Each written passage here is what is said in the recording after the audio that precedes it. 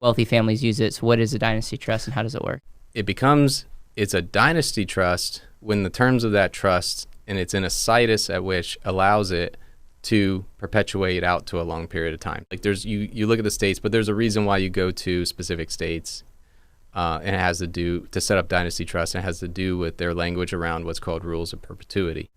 So that's all the dynasty trust is. So if I'm dumbing this down, all the dynasty trust is a irrevocable trust that can live on way beyond you, and you can put, like, I'll just say, little Lego blocks on there for things like benefits to your spouse or other things that you can, like, customize that to create optionality. But the whole idea is the dynasty trust over time, as multiple generations, should be, no pun intended, but an asset or a foundation to that family. They're taxed on income side on the highest rate.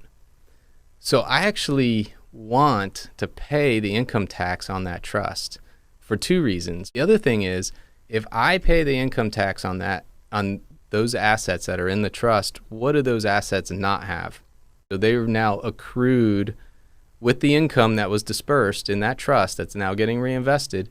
It continues to grow in that trust. And guess what? Because I paid the taxes on it, and the IRS does not recognize that as a gift. So it's one of the few areas where the IRS actually gives us a free gift. It's one of the few times where you might actually be happy that you're paying tax instead of the alternative, which is your trust. So just to make this very simple, because I want people to be able to understand this. Let's say your trust has $1 million in it. And then let's say that million grew to 1.1 million next year. But as soon as you start to sell assets to reposition into something else, and now there's capital gains due, or that asset is kicking off rental income, or it's kicking off other income, there's some sort of tax due that's going to flow through to the grantor. And then when a beneficiary takes money, they're also going to have to pay tax on the flow of that. And it's totally possible that they have a death benefit that will pay into the trust when they pass away that could